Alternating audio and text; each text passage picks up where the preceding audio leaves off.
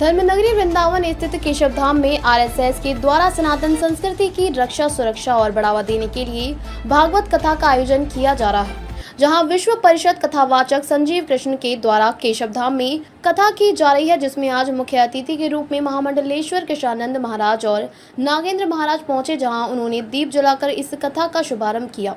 वहीं इस दौरान महामंडलेश्वर कृष्णानंद महाराज ने जहां सनातन और संस्कृति को बढ़ावा देने के लिए कथा का आयोजन करने की बात कही, वहीं इस दौरान उन्होंने बड़ा बयान देते हुए बोला कि अब सनातनी हिंदुओं के लिए बड़ा उत्सव नवरात्र का, जिसमें हम योगी आदित्यनाथ से मांग करते हैं कि ब्रजमंडल सहित पूरे प्रदेश में मांस की दुकानों को बंद रखा जाए, जैसे मदीना में भेजने से बंद होता है।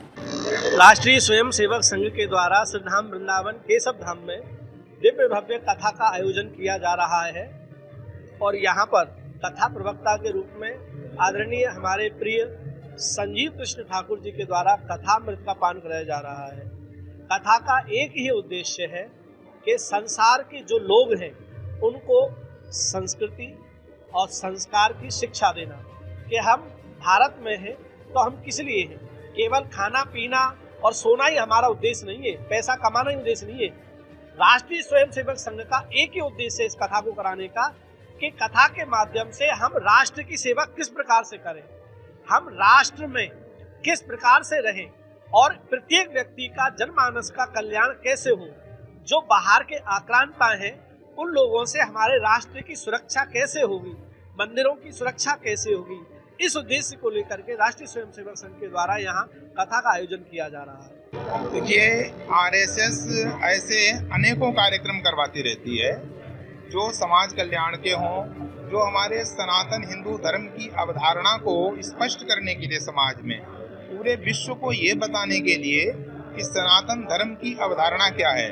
जैसे जब G20 सम्मेलन हुआ था अभी भारतवर्ष में, उस समय 20 राष्ट्रों के राष्ट्राध्यक्षों के सामने हमारे प्रधानमंत्री मोदी जी ने हमारी जो सनातन संस्कृति है उसकी अवधारणा को रखा और उन्होंने कहा कि स्वस्ति अस्तु विश्वस्य, 3 शब्दों का प्रयोग किया। ये कहाँ से निकली है अवधारणा? इस श्रीमद् भागवत महापुराण से निकली है। स्वस्त्यस्तु विश्वस्य खला प्रसीदताम ध्यायन्तु भूतानि शिवः मिथो धिया। ये अवधारणा जो है वो श्रीमद् भागवत से निकली है। तो ऐसे गिरवासी, वनवासी, दलित, पिछड़ों के उत्थान के लिए, समाज के उत्थान के लिए आरएसएस अनेकों कार्य करती रहती है। इसलिए मैं अध्यात्म गुरु महामंडलेश्वर स्वामी कृष्णानंद आरएसएस को, राष्ट्रीय स्वयंसेवक संघ को बहुत बहुत साधुवाद देता हूँ कि पूरे भारतवर्ष में ही नहीं पूरे विश्व में इसी प्रकार से समाज कल्याण के कार्य करती रहे और धर्म संस्थापना के कार्य करती रहे। सनातन के लिए नवदुर्गा एक बहुत बड़ा महत्वपूर्ण पर्व और त्योहार है। ऐसे में आवाज उठाई जा रही है कि जो मीट की या जो दुकान है उन पर बैन लगना चाहिए, उनकी बंद होनी चाहिए पूरे नवदुर्गा के दौरान। आपका क्या कहेंगे?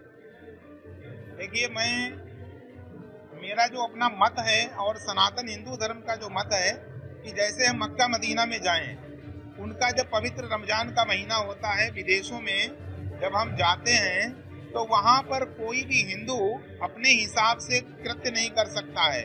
उनके जब रोजा होते हैं तो वो भोजन नहीं कर सकता है, भोजन की बिक्री नहीं होती है सार्वजनिक स्तर पर।